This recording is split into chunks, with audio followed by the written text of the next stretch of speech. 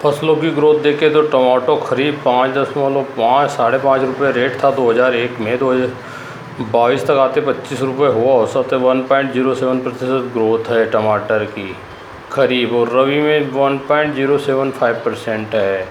उसके बाद अगर आप देखना चाहें कि बैगन, तो बैगन की ग्रोथ आपकी लगभग 1.04% है। इसमें वेरिफिकेशन ज़्यादा है, कम ज़्यादा भाव के, और रबी में भी 1.04% है। और ख़रीफ में देखिए 2001 से 2022 तक तो 1.06% है लौकी में, और रबी में आपका 1.07% लौकी में है। भिंडी में खरीफ में अगर आप देखने जाएंगे तो 1.07% की ग्रोथ है, एवरेज ग्रोथ है ये। किसी साल ज़्यादा होती, किसी साल कम होती। अगर ज़्यादा हो गई तो कुछ साल होगी नहीं, पर 0.07% ग्रोथ होगी ही होगी। और रबी में आपका 1.075% ग्रोथ है। यानी 2000 के लगभग जो ग्रोथ हुई थी वो ज़्यादा हुई थी 95 पर। ये 15-20 साल में कम ग्रोथ हुई सब्जी में, वेजिटेबल में। प्याज में 1.08% की ग्रोथ है, अच्छी ग्राफ में गिनी जा रही है, और 1.08% है रबी में भी, ठीक है।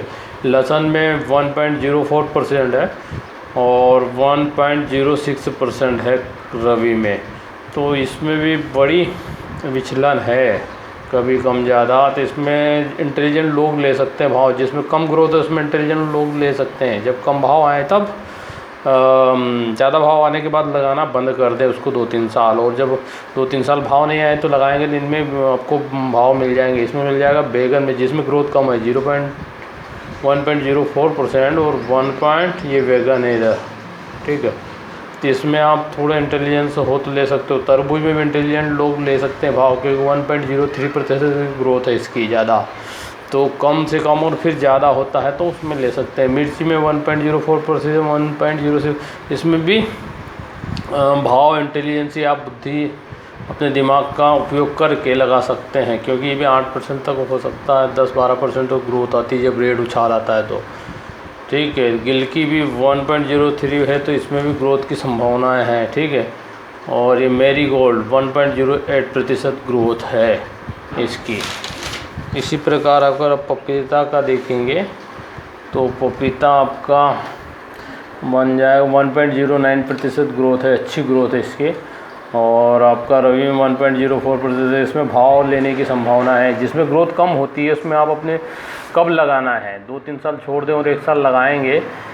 जब भाव ज़्यादा मिल जाए उसके बाद लगाना छोड़ दें तो आपको इसकी ग्रोथ का असर देखने को मिल जाएगा। तो पपीता में भी इस प्रकार की संभावना है। फसलों में 1.07% की महंगाई दर इंक्रीज होती है, मतलब हर साल इसके रेट होते हैं, बढ़ते हैं। मतलब कभी नहीं भी बढ़ेंगे, कभी घट गए 2-3 साल, फिर एकदम से बढ़ेंगे 7-21%। वो अगर कोई चीज़ मान लो कि 10 रुपये की है और 8 रुपये पे चलेगी या 7 रुपये पे चल रही, तो ऐसा नहीं कि वो नहीं जाएगी 12 रुपये पे, 12 रुपये पे जाएगी, पर वो 2-3 साल बाद जाएगी तो इकट्ठी एकदम से जाएगी। ये 70 पैसे हर साल बढ़ना थे तो उसकी बजाय वो 2-3 रुपये एक साथ बढ़ेगी, और जितनी नीचे जाएगी उतनी ही उछाल ऊपर लेगी, कि नहीं।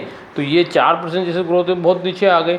और इससे भी ग्रोथ अगर जो रेट चल रहा था उससे भी नीचे आ गया, जो प्रेजेंट टाइम है जिसमें देख रहा है 6 रुपये, उससे भी नीचे आ जाता है रबी में, या खरीफ में 20 रुपये से नीचे आ जाता है पपीता का। तो कि मालूम पड़े 5 या 7-8 रुपये खरीफ में बिक रहा है, तो ये उछाल लेगा 10-12 रुपये 2-3 साल बाद। जब भी लेगा ये 10-12-15 रुपये की उछाल लेगा, यानी 20 की बजाय ये 32-33 पे पहुँच जाएगा, पर एक्चुअल प्राइस वो नहीं रहेगी, ठीक है ना। तो इसको 1.99327 यानी 22-23 रुपये होना था, पर वो 32-33 पहुँच गया। तो 32-33 से वापस रिटर्न होगा वो, और इसको सेचुरेशन करेगा, कि नहीं। सेचुरेशन नहीं भी होता, इधर ऊपर नीचे डोला करेगा, कि नहीं, फिर उसके नीचे जाएगा। तो इस प्रकार से बाउंस बैक होता रहता है।